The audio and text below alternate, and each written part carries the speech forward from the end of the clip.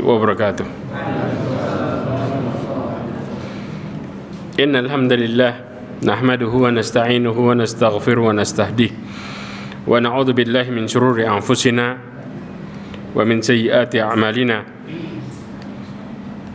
Man yahdihillahu fahuwal muhtad wa man yudlil falan tajida lahu waliyyan mursyida. Asyhadu an la ilaha illallah wahdahu la syarika lah wa asyhadu anna Muhammadan abduhu wa rasuluh. Ballagha risalah wa adal amanah wa nasaha al-ummah wa tarakaha ala mahajjatil bayda lailuha kanahariha la yazighu anha illa halik. Amma ba'd. Ma'asyiral mu'minin rahimani wa rahimakumullah. Alhamdulillah, kita bersyukur pada Allah Azza wa Jalla yang memberikan kepada kita nikmat. Di antara nikmat yang paling besar adalah nikmat petunjuk. Karena dengan nikmat ini kita bisa merasakan kehidupan dunia sebagaimana yang Allah Subhanahu wa taala berikan di dalamnya. Allah berikan kenikmatan siratal ladzina an'amta alaihim. Mereka yang mendapatkan semua ini, mereka adalah yang diberikan petunjuk oleh Allah Subhanahu wa taala. Salawat dan salam kepada Nabi Muhammad sallallahu alaihi wasallam, khairul anbiya'i wal mursalin, sebaik nabi dan sebaik rasul. Ma'asyiral mu'minin rahimani wa rahimakumullah. Insyaallah pada pembahasan kita hari ini kita akan bahas lanjutannya. Ya, masih ada berapa dalil itu? Dalil kedua. Dalil pertama sudah kan?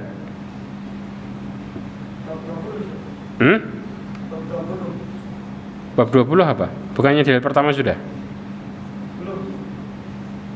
Sikap keras Rasulullah terhadap orang yang beribadah kepada Allah Subhanahu wa taala. Maka bagaimana jika orang soleh disembah? Ya, itu bukannya dalil pertama sudah ya? Yang ketika Rasulullah mengatakan ulaika idza mata fihim rijal salih aw abdun salih banu ala qabrihi masjidah. Sudah? Yang catat sudah ya? Dalil pertama ya? Berarti masuk ke dalil kedua. Masih ada berapa dalil berarti itu? Kedua, 3, terus 5 ya? Oke. Kita bahas insyaallah hari ini, insyaallah mudah-mudahan cukup untuk satu bab itu. Oke, kita masuk ke dalil yang kedua.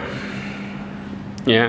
Nah, nanti di sini ada penjelasan bagaimana kalau kemudian kita sholat, kemudian di masjid ada kuburannya. Ini ada fihi tafsil. Kita harus paham dengan baik masalah ini. Ya, ada juga perkara khilaf ketika kuburan itu di luar area. Ya, di luar area. Paham ya? Kita juga harus paham maksudnya di luar area itu gimana.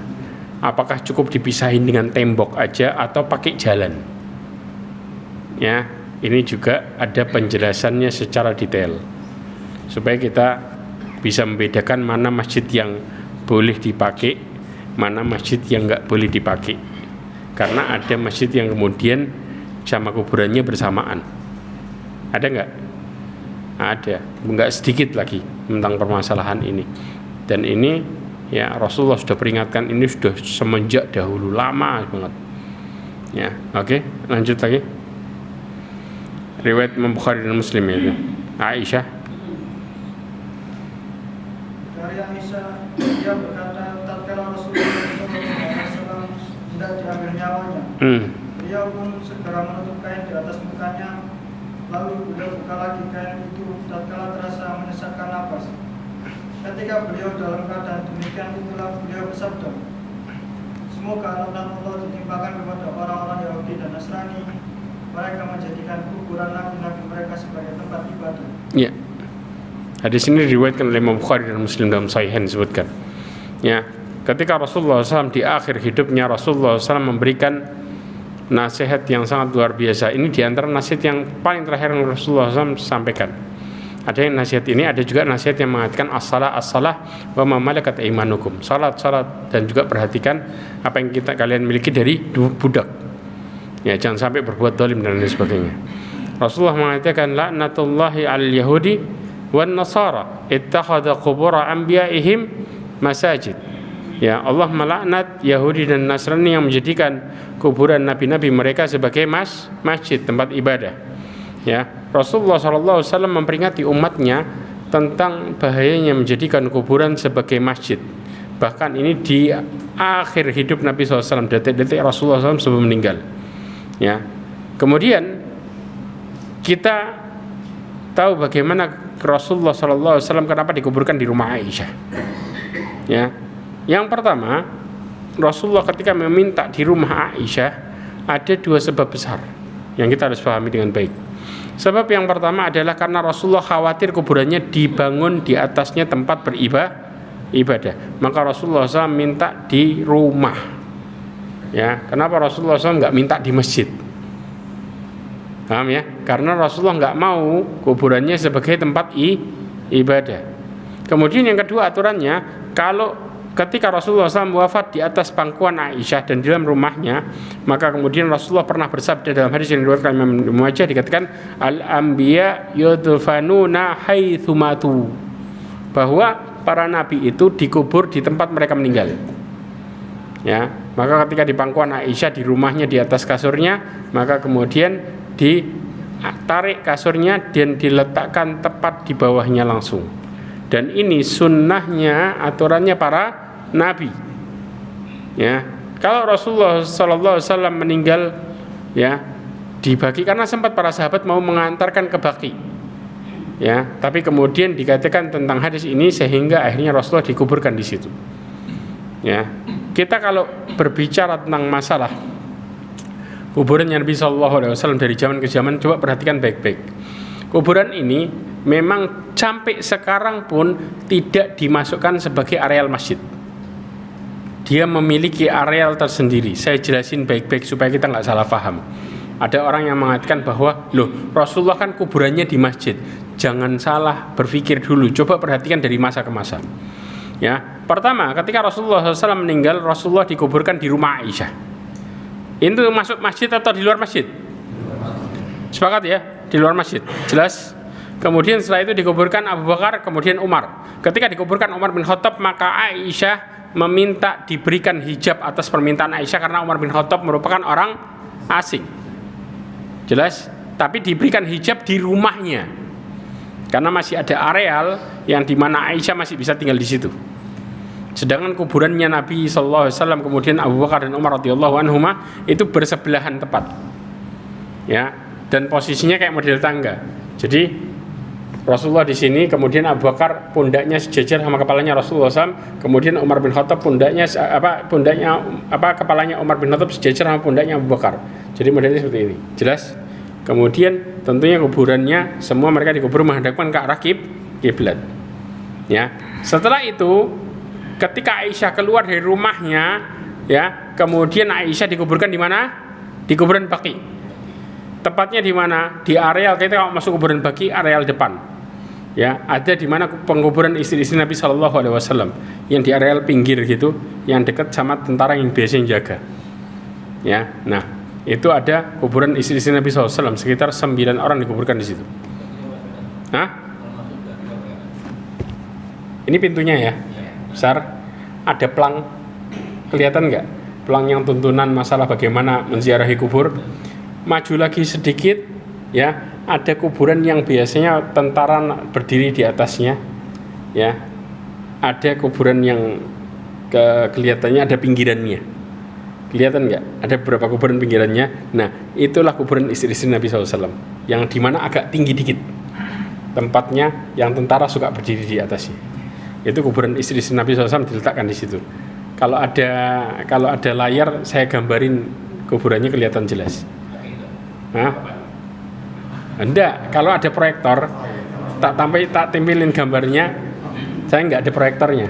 Layarnya ada kan, proyektornya nggak ada. Kalau ada proyektornya saya kasih gambarannya kuburannya para sahabat Nabi itu di mana semuanya, saya jelasin. Tapi kalau Allah nggak ada, nantilah suatu saat. Kemudian, ya. Setelah itu pada zaman Khalifah Al-Walid ibn Abdul Malik, gubernurnya waktu itu siapa? Umar bin Abdul Aziz, gubernur Madinah. Maka diperintahkan untuk, jadi gini, setelah Aisyah keluar dari situ, para sahabat bangun tembok pertama. Jadi ini kuburan kan, dibangun tembok yang menandakan bahwa itu areal kuburan. tembok atas, tembok tinggi seperti ini, kotak. Jelas, kotak masih an. Ya, kotaknya kotak kayak persegi panjang. Jelas? Ya, sudah. Paham di sini ya? Pakai papan tulis dah. Aduh.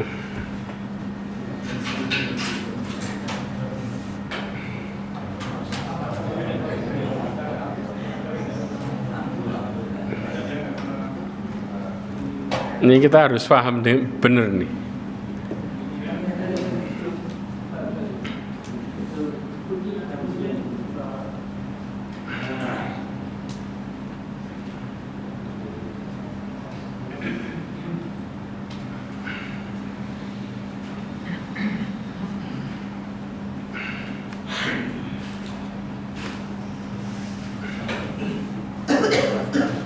Sini.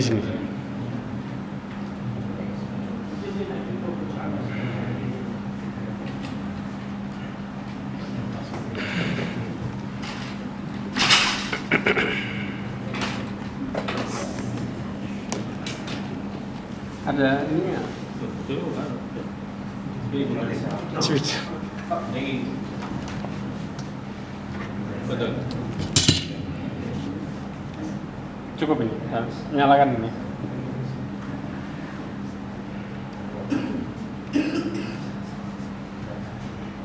Saya gambarkan.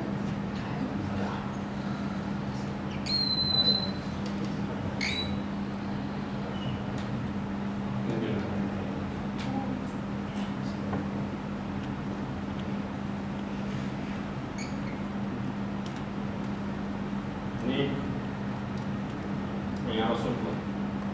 Ya. Terus kemudian di sini siapa? Abu Bakar. Jelas ya? Sini Umar. Ini kiblat. Orang ziarah lewatnya biasanya di mana? Sini. Jelas. Oke. Terus kemudian di sini ditarik di sini. Ya. Ini kamar. Kamar siapa? Aisyah. Jelas. Masih ada ruangan di sini. Paham ya? Kira-kira gambarannya. Kemudian di zaman para sahabat ditarik lagi, dibuat tembok di sini.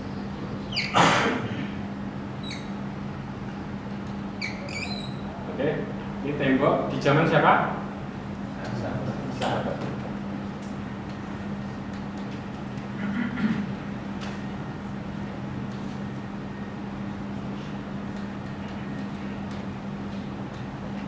Di zaman Umar bin Abdul Aziz sebagai ini ditarik di sini ya. Tembok. Ini lurus. Yang di sini dibuat seperti sepertiga. Nah, ya, supaya apa? Orang benci untuk menghadap ke kuburan. Paham? Dibuat area. Ini tahun berapa? Di zaman Umar bin Abdul Aziz, tepatnya tahun 91 Hijriah. Sudah? Di zaman kepemimpinan yang lain ditarik lagi tembok di luarnya lagi.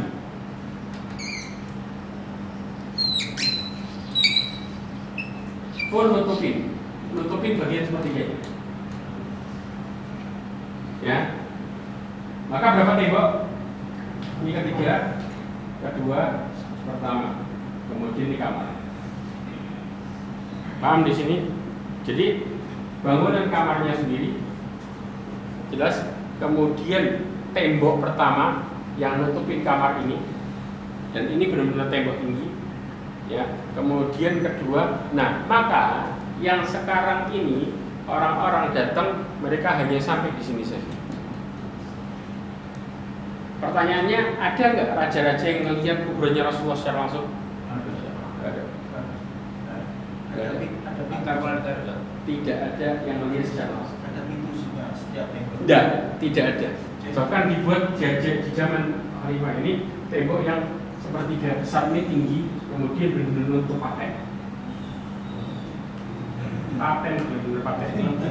Viral menjaga kepala negara masuk itu nanti nggak benar. Enggak, masuk sampai di luar area sini aja.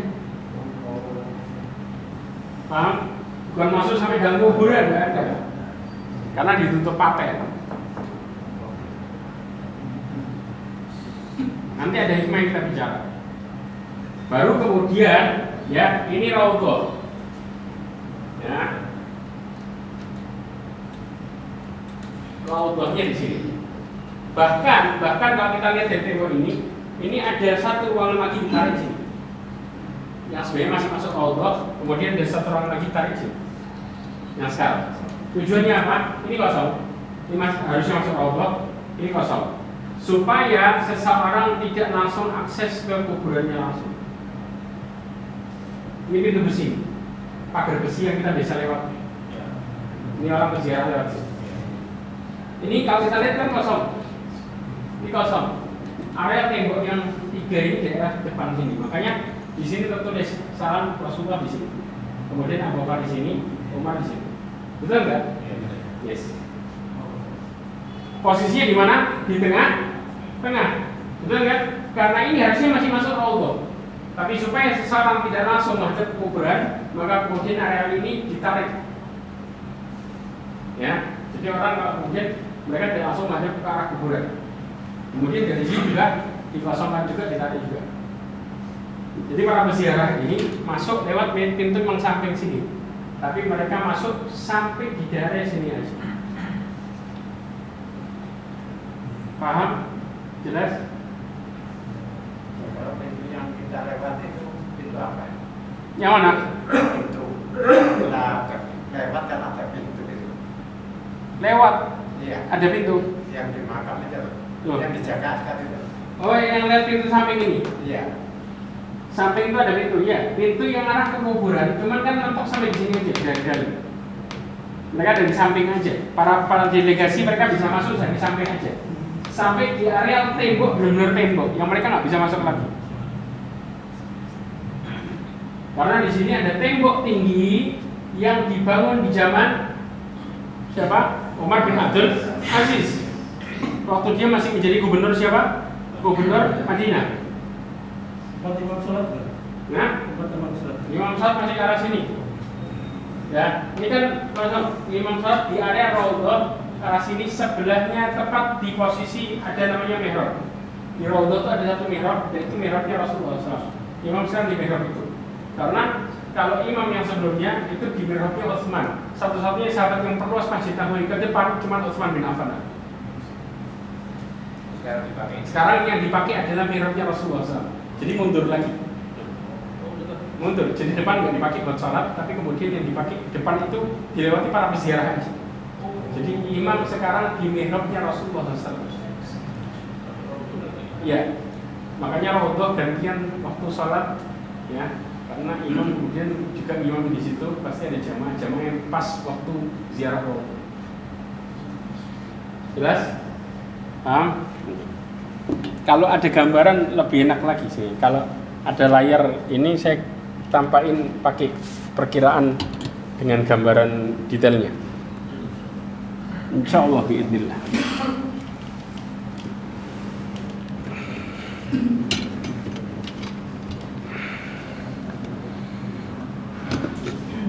Ma'asyiral mu'minin rahimani wa rahimakumullah.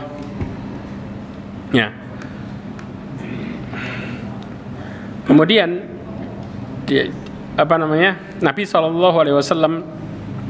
pernah berdoa supaya kuburannya tidak dijadikan berhala. Di mana doanya Rasulullah SAW mengatakan, Allahumma la taj'al qabri wathanan. Ya Allah, jangan engkau jadikan kuburanku sebagai berhala yang disembah. Hadis riwayat Imam Ahmad. Maka doa ini dikabulkan oleh Allah Azza wa Jal, sehingga kuburan Nabi SAW terlindungi berapa tembok? 3 tembok, ya, yang tidak bisa diakses oleh orang-orang yang berniat menyembahnya dan memuliakannya. Jadi delegasi semuanya itu mentok di tembok yang 3, ya. Dan ini hikmahnya besar, luar biasa. Bahkan Al-Imam Ibnu Qayyim di antara bait syairnya mengatakan, walaqad nahana an nusayyira qabrahu aidan jidaran syirki birrahman. Dikatakan bahwa sesungguhnya Nabi SAW telah melarang kita untuk menjadikan kuburannya sebagai id, ya, untuk mewaspadai berbuat syirik kepada Allah yang disebut dengan Ar-Rahman. Wada'a bi an la taj'al qabr alladhi qaddamahu wathanan minal awthan. Ya, bahkan Rasulullah telah berdoa agar Allah tidak menjadikan kuburannya yang telah dinaunginya sebagai berhala dari berhala-berhala. Fa'ajaba rabbal alamin da'a du'aahu wa ahatahu bi thalathati judran. Dikatakan maka Allah pemilik alam semesta mengabulkan doanya, maka Allah pun memagari kuburannya dengan 3 tembok. Jadi 3 tembok ini sudah lama, ya, bahkan ini disebutkan oleh Imam Ibnu Qayyim Al-Jauzi dalam bait syairnya. Bahkan Imam Ibnu Qayyim ke kita berapa ratus tahun juga, jauh, ya. Kemudian hatta igtadat arja'uhu bidu'aihi fi izzatin wa himayatin wa siyan, ya, dan seluruh penjuru kuburan-kuburan doanya menjadi terjaga dan terlindungi. Walaqad ghada indal wafati musirrihan bil la'ni yasruhu fihim bil adhan, ya, dan sungguh ketika beliau akan meninggal dengan tegas beliau mengumumkan bahwa beliau melaknat mereka. Melaknat siapa? Orang-orang yang menjadikan kuburan sebagai sesembahan. Wa annal ula ja'alu qubura masajida wa humul yahudu wa abidus sulban. Dikatakan apa? Beliau melaknat orang-orang yang sebelumnya telah menjadikan kuburan sebagai tempat ibadah masjid, yaitu Yahudi dan para penyembah salib. Siapa? Nasrani, ya. Inilah yang kemudian dikatakan oleh Imam Ibnu Qayyim Al-Jauzi. Maka para ulama mengatakan kuburan Nabi ini seakan-akan kayak masuk ke dalam masjid, padahal kuburan Nabi memiliki tembok sendiri, ya. Maka di sini para ulama mengatakan kuburan itu bukan termasuk dari areal masjid, maka memiliki tembok sendiri. Bahkan sekarang pun areal raudhah yang tidak boleh kemudian dijadiin tempat sholat adalah tempat di belakang kuburan. Di belakang kuburan ini nggak jadiin tempat buat sholat, yang langsung akses ke belakangnya langsung, ya, itu mereka nggak sholat di situ, supaya mereka nggak sholat menghadap ke siapa, kemana? Ke kuburan secara langsung, ya. Tapi kalau yang belakangnya jauh lain cerita. Paham di sini, ya? Maka dari sini kalau kita bilang, ya, di sisi timur kuburan itu dilarang melakukan salat timurnya. Berarti mana? Belakangnya, ya. Kenapa? Seakan-akan kuburan itu berada di pinggir luar masjid, sisi timur masjid. Kalau kita lihat itu kan pojok sendiri kan, betul nggak? Ya. Nah, saya kasih contoh. Orang kalau mengatakan kuburan Rasulullah sebagai masjid, ya, ini sangat kalau kita bilang, kalau orang main logika lah. Contoh, seorang namanya contoh Pak Umar punya tanah, jelas. Kemudian dari tanahnya Pak Umar ini, ya, kemudian Pak Ali beli tanah di sekitarnya Pak Umar, ya, di belakang, kanan, kiri, kemudian depan. Pertanyaannya, tanah yang di tempatnya Pak Umar itu tetap milik jadinya tanahnya Pak Umar atau disebut tanahnya Pak Ali? Tetap kan? Nggak berubah kan? Nah, sekarang kenapa seseorang memasukkan tanah kuburannya Rasulullah sebagai tanahnya masjid?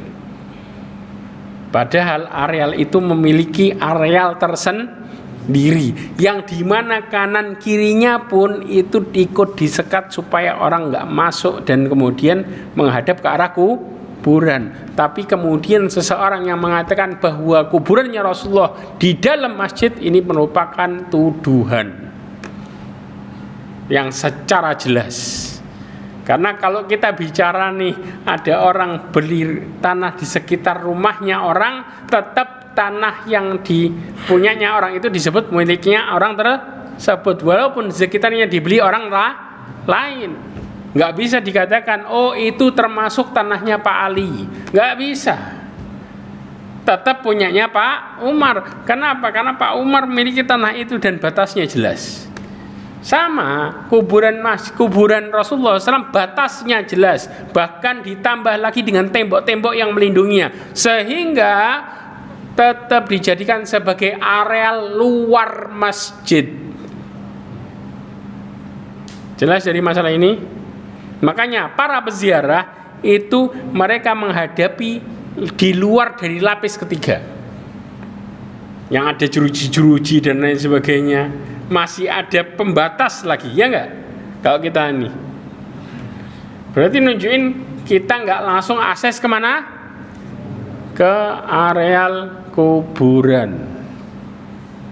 Jadi enggak ada. Antum silakan tanya delegasi yang pernah ke sana, ngelihat kuburannya Rasulullah enggak bakal. Karena ditutup langsung, ditutup dengan tembok yang tinggi. Terutama tembok yang terjadi di zaman siapa? Khalifah, di zaman Umar bin Abdul Aziz ketika jadi gubernur. Ditaruh tembok yang tinggi sehingga benar-benar bukan areal masjid, dipisahkan. Ya. Kemudian, oke, kalau orang bilang itu areal kuburan, arealnya masjid, sekarang mungkin nggak? Kuburannya Nabi dikeluarin dari situ? Mungkin nggak? Nggak mungkin. Kenapa? Karena Rasulullah mengatakan al-anbiya yudfanuna haitsu matu. Para nabi itu dikuburkan di tempat mereka meninggal. Jadi tidak mungkin kuburannya Rasulullah dipindahkan. Kalau dipindahkan maka kita menyalahi aturannya Allah Azza wa Jalla. Ya. Sementara kalau kuburan yang lain bisa nggak dipindahkan? Bisa. Tapi beda dengan kuburannya para nabi. Ya. Kemudian Masjid Nabawi tidak mungkin dipindahkan posisinya, karena posisinya Allah yang menentukan secara langsung. Kalau kita mindahin Masjid Nabawinya, contoh, oke, kuburannya udah, Masjid Nabawinya kita geser biar kemudian kuburannya di luar beneran. Antum mau geser, mau tambah dosa? Ya mungkin Allah yang memerintahkan untuk diikan di situ. Mau gimana? Ya, inilah yang kemudian bantahan terhadap orang-orang yang menuduh bahwa kuburannya Rasulullah SAW masuk ke dalam areal masjid, karena nggak mungkin dipindahin. Ya, karena pada asalnya kuburan Nabi itu di luar masjid dan bukan di dalam masjid. Bahkan menurut sebagian ulama, sekarang pun kuburannya Nabi masih dianggap di luar masjid sampai detik ini, di areal luar masjid, karena dia punya areal tersendiri. Ya. Kemudian juga memasukkan kuburan ke dalam areal masjid tidak ada keutamaannya sama sekali. Ya. Bahkan ya, kalau ada keutamaan maka tentunya putrinya Rasulullah SAW dikuburkan di dalam situ. Betul enggak? Anak-anaknya Nabi SAW yang laki-laki dikuburkan juga di areal situ. Kenapa? Karena anak-anaknya Nabi yang laki-laki meninggal duluan enggak? Ditaruh di mana? Kuburan Baqi. Kalau ada keutamaan maka otomatis Rasulullah sudah duluan memasukkan keluarganya ke areal dalam masjid. Tapi justru meletakkan keluarganya yang meninggal duluan di mana? Di luar masjid. Putrinya Rasulullah SAW yang meninggal, yang dua orang yang sebelumnya Nabi SAW meninggal, ya, dikuburkan di mana? Di kuburan Baqi. Jelas kan? Jelas di sini ya ikhwah. Jadi Rasulullah SAW tidak memberikan contoh sama sekali menguburkan orang di dalam masjid. Ya, baik dalam posisi hidupnya atau setelah meninggalnya. Ada nggak antum ketemu para sahabat bangun kuburan di dalam masjid? Sama sekali tidak ada. Bahkan Rasulullah SAW melaknat ini. Ya, kalau memang ada keutamaannya maka para sahabat tentunya mereka memulai melakukan itu juga. Ya, dan bahkan ini baru terjadi kapan? 80 tahun setelah Rasulullah SAW meninggal. Di masa pemerintahan Al-Walid ibn Abdul Malik ibn Marwan, ya, tidak ada seorang pun sahabat di kota Madinah pada waktu itu, sudah meninggal rata-rata semuanya. Maka seluruh sahabat junior juga sudah nggak ada, telah meninggal. Kemudian akhirnya yang paling terakhir meninggal dunia adalah Jabir bin Abdullah tahun 78 Hijriah.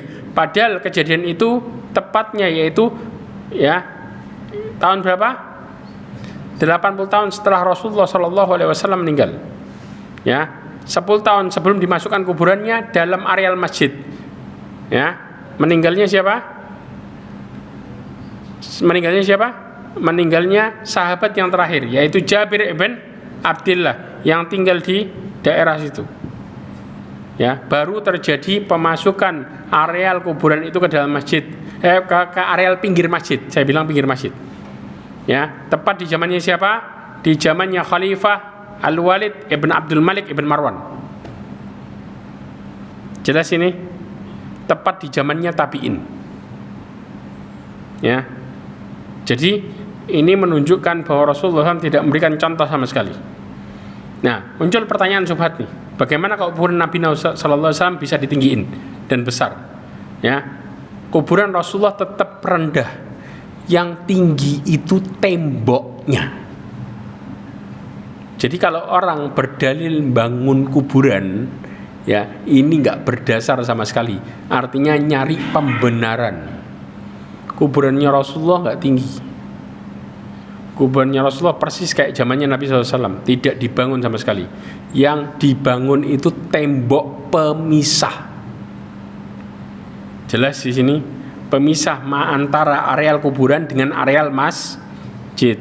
Berarti para ulama mengambil kesimpulan di sini bahwa kalau seandainya ada pemisah tembok, itu sudah menjadi sebagai pemisah antara kuburan dengan masjid. Tembok aja udah cukup, nggak perlu jalan.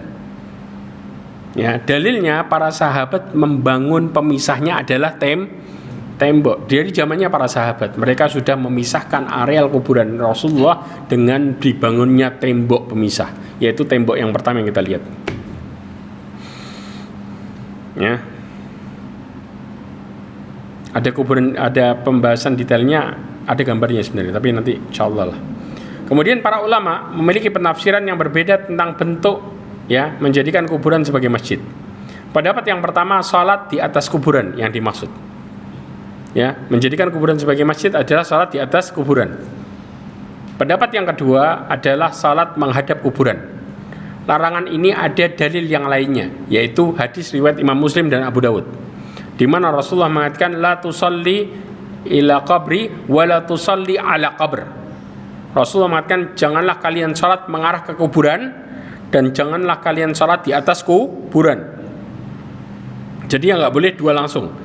Mengarah ke kuburan nggak boleh, di atas kuburan juga nggak boleh. Tapi ada yang Rasulullah salat lakukan menghadap ke arah kuburan. Satu salat apa? Jenazah. Itu pun secara khusus jenazah. Ya, ini berlainan hukumannya. Tapi secara umum hukumnya haram.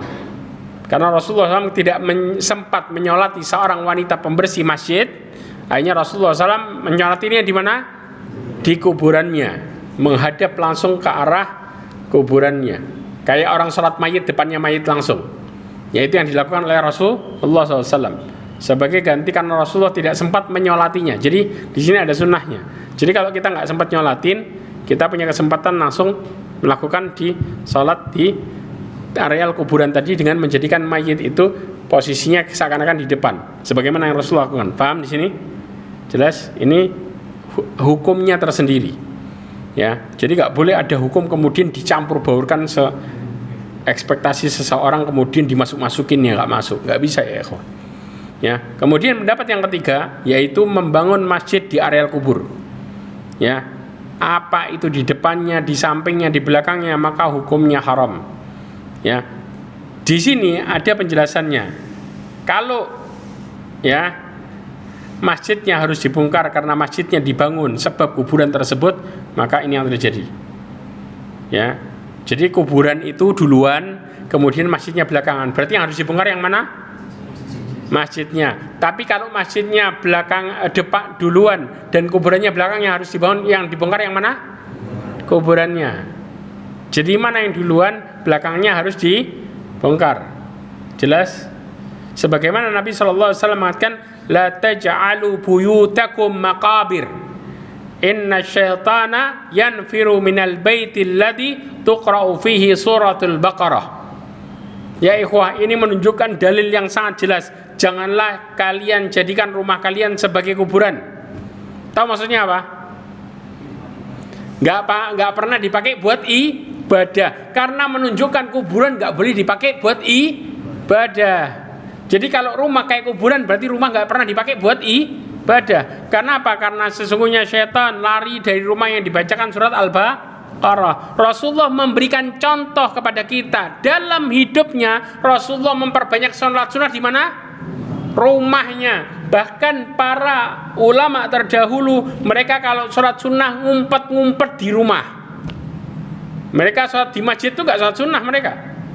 Ya, sholat wajib di masjid selesai, ba'diyahnya di mana? Lari ke rumah.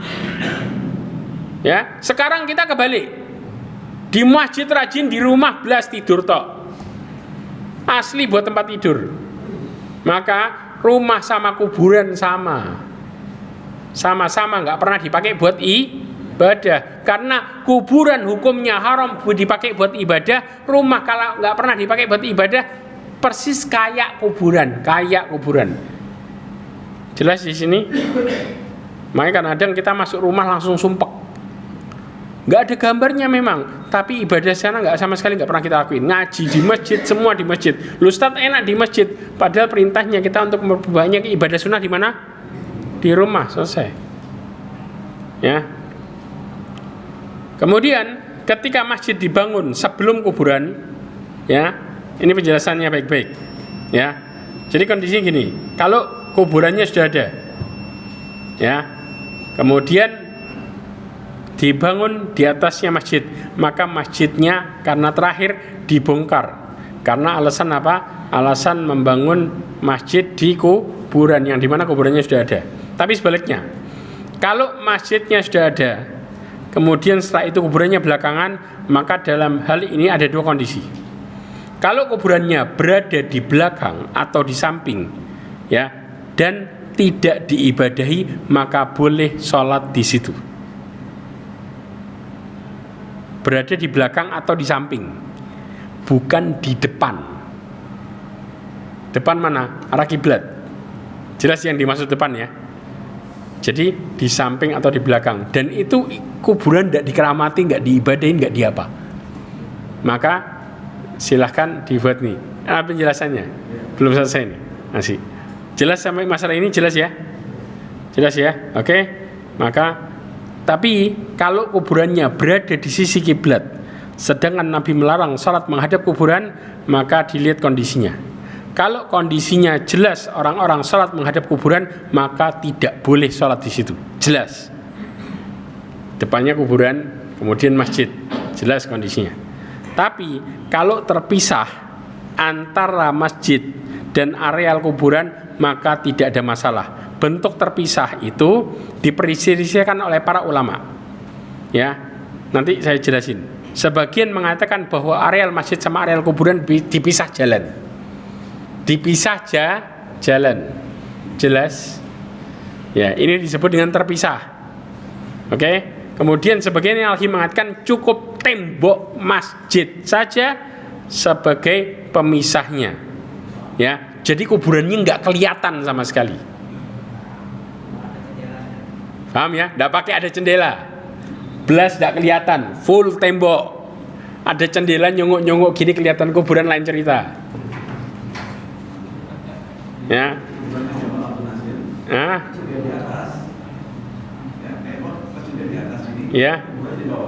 Ya, pertanyaannya kelihatan nggak? Tambah kan beda itu kan. Kemudian nggak kelihatan, ada tembok kan masjid full. Kalau turun gini, ya, kemudian areal kuburannya kelihatan, nggak boleh. Oh, kalau sholat nggak kelihatan, karena ada tembok, depannya mesti ada tembok kan? Ya turun di bawah, maksudnya depan di areal masjid itu kan ada tembok pemisah. Wallahu a'lam bishawab. Karena ada kemungkinan orang bisa nyunguk gini. Nah, itu yang kemudian jadi permasalahan. Ya, ini harus jelas ada tembok pemisah dan temboknya membuat kuburan kita nggak kelihatan. Kuburannya nggak kelihatan. Kalau masih gini kelihatan, ini lain. Jelas ya, nggak ada tembok los-losan, depannya langsung kuburan kelihatan, jelas. Walaupun kuburannya di bawah. Jelas di sini kondisinya. Makanya kenapa? Dan beberapa ulama condong tentang permasalahan ini. Jadi tembok aja cukup. Tembok yang membuat kuburannya nggak kelihatan. Ya, maka ini kita boleh sholat di situ. Kalau di areal depan, kalau di areal samping sama belakang, maka jelas kita boleh sholat nggak? Boleh, tapi dengan syarat kuburannya tidak diagungkan. Kalau kuburannya diagungkan, maka otomatis bermasalah. Di mana Rasulullah mengatakan, janganlah jadikan kuburan sebagai tempat buat beribadah. Masuk ke dalam dalil ini. Jelas sekarang. Jadi kadang-kadang kita was-was ngelihat ada kuburannya, langsung nggak boleh. Enggak. Lihat dulu aturannya. Kalau kuburannya kuburan biasa aja. Kuburannya posisinya di samping, nggak diapa-apain sudah. Antara areal masjid sama kuburan tersendiri, dipisah sama tembok, ya sudah. Tapi kalau banyak masjid yang kemudian kuburannya diagungkan, nah itu lain cerita sudah. Masuk ke dalam perkara hadis larangan Rasulullah SAW. Jelas? Lanjut lagi dalil sekali lagi yang ketiga, kemudian kita tutup.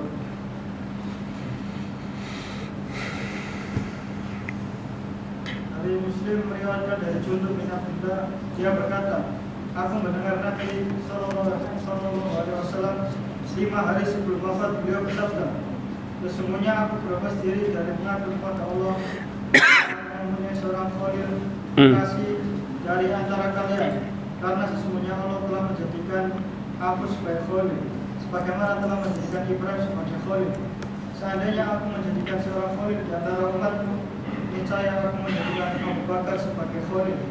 Dan ketahuilah bahwa sesungguhnya umat-umat sebelum kalian telah menjadikan kuburan nabi-nabi mereka sebagai tempat ibadah. Ya. Ingatlah, janganlah kalian menjadikan kuburan sebagai tempat ibadah, karena sesungguhnya aku melarang kalian dari perbuatan itu. Ya. Dikatakan dalam hadis Nabi SAW dari Jundub bin Abdullah, di mana Rasulullah SAW bersabda 5 hari sebelum meninggal, inni abra'u ilallahi ayyakuna li minkum khalilan. Sesungguhnya aku menyatakan setia kepada Allah Subhanahu wa taala dengan menolak bahwa aku mempunyai kekasih mulia di antara kalian. Jadi para sahabat itu sebagai sahabatnya. Fa innallaha qad ittakhadani khalilan kama ittakhadha Ibrahim khalila. Karena Allah Subhanahu wa taala menjadikanku kekasih sebagaimana Allah menjadikan Nabi Ibrahim sebagai kekasih. Lau kuntum muttakhidan min ummati khalilan lattakhadtu Abu Bakar khalila. Kalau seandainya aku boleh menjadikan salah seorang dari umatku sebagai kekasih, maka aku akan menjadikan Abu Bakar sebagai kekasihku. Khalil itu adalah orang yang sangat dekat, disebut dengan khalil. Ya, kita punya orang dekat luar biasa, itu disebut khalil. Ya. Kemudian ala wa inna man kana qablakum kanu yattakhuduna qubura anbiya'ihim masajid. Ya, bahwa orang-orang sebelum kalian menjadikan kuburan para nabi mereka sebagai masjid. Ala fala tattakhidul qubura masajida fa inni anhaakum an dzalik. Janganlah menjadikan kuburan-kuburan sebagai tempat ibadah, karena sesungguhnya aku melarang kalian. Dalil ini menunjukkan secara umum. Jadi jangan pernah berlebihan dalam perkara orang-orang yang disayangi sampai mereka menjadikan kuburannya sebagai tempat ibadah. Istilah khullah adalah derajat kecintaan yang paling tinggi, sebagaimana Allah Subhanahu wa taala juga mengatakan perkara ini. Dan juga ada seorang penyair yang mengatakan juga qad takhallalti maslakar ruhi minni, ya, wa bida summiyal khalilu khalila. Sungguh engkau telah merasuki jalan-jalan ruh yang ada pada diriku, ya, karena itulah al-khalil, kekasih, dinamakan khalil. Kenapa? Istilahnya apa? Kayak orang memasuki ruh-ruhnya. Jadi masuk cintanya ke relung-relungnya. Ini disebut dengan istilah khalil. Ya.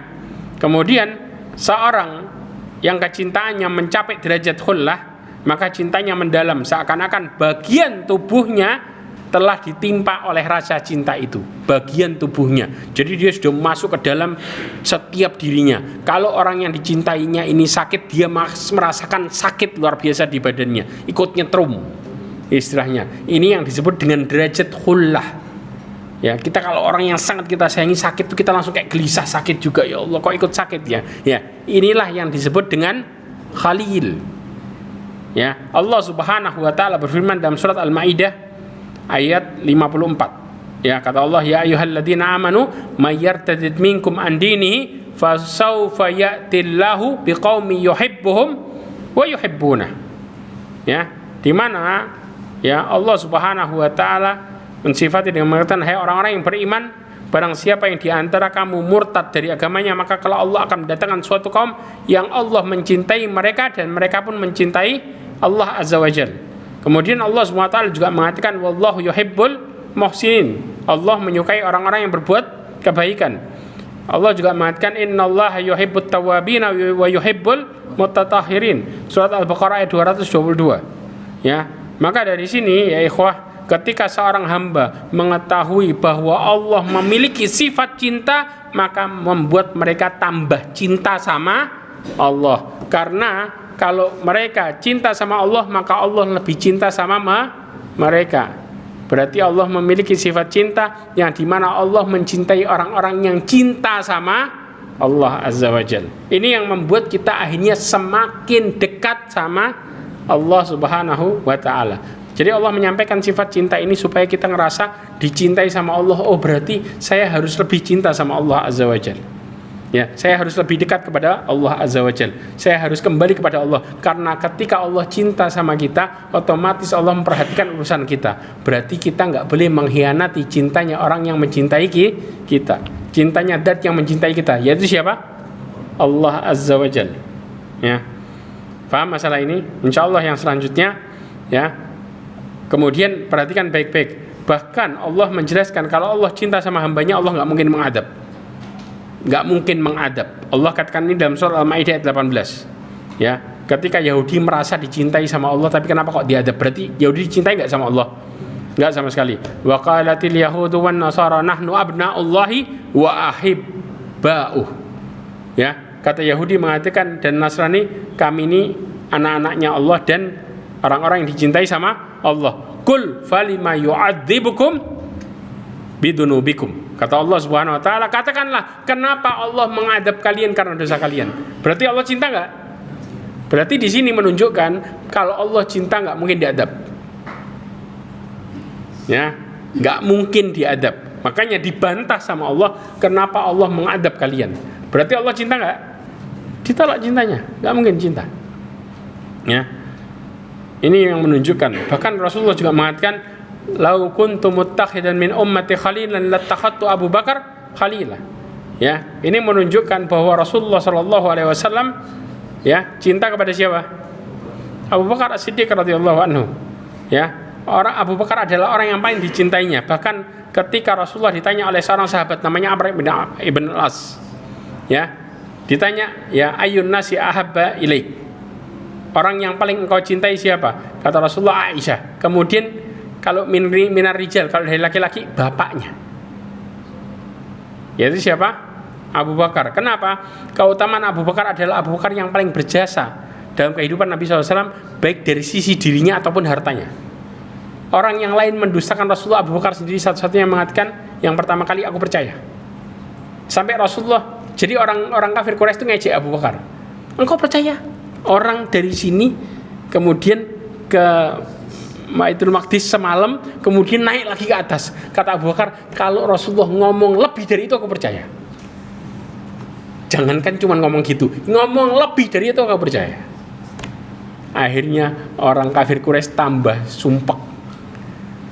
Balik, akhirnya apa? Gagal ngompori. Antum bisa bayangin, makanya Abu Bakar itu totalitas. Sampai pernah Rasulullah SAW diserang oleh orang-orang Quraisy, Abu Bakar jadi tamengnya sampai pingsan, dibawa ke rumah ibunya. Tahu nggak? Ketika dibawa ke rumah ibunya, bangun pertama kali yang ditanya apa? Rasulullah bagaimana? Hah? Ini dirinya bawa belur loh. bawa ditanya Rasulullah gimana Rasulullah, dia nggak mikirin dirinya sendiri. Pertama kali yang ditanya pas siuman itu. Makanya bagaimana kemudian Abu Bakar begitu cintai oleh Rasulullah SAW. Makanya Rasulullah sampai Abu Bakar mengatakan, aku nggak akan meninggalkan sesuatu pun yang dilakukan oleh Rasulullah. Kalau meninggalkan satu saja yang dilakukan oleh Rasulullah SAW, aku takut aku tersesat. Nah kadang-kadang kita sunnah main pilih. Yang ini sunnah ntar dulu. Yang ini oh iya ini baru. Ya ikhwah, paham di sini? Ya, inilah bagaimana kemudian orang-orang yang mencintai Rasulullah SAW secara benar. Orang-orang yang mencintai Allah Subhanahu wa taala secara benar. Karena ketika cintanya mereka benar, maka Allah balas cinta mereka dengan baik. Wallahu a'lam bishawab. Ini yang bisa saya sampaikan, kurang lebihnya mohon maaf. Subhanakallahumma bihamdika asyhadu an la ilaha illa anta astaghfiruka wa atubu ilaik. Mudah-mudahan apa kita belajar hari ini menjadikan kita semakin bertakwa. Mudah-mudahan Allah SWT merahmati kita semua. Mudah-mudahan Allah menjadikan kita orang-orang yang dijauhkan dari kesyirikan dan juga fitnah dunia, dan mudah-mudahan Allah tutup hidup kita semua dengan husnul khatimah. Amin ya rabbal alamin. Wa akhiru da'wan alhamdulillah. Assalamualaikum warahmatullahi wabarakatuh.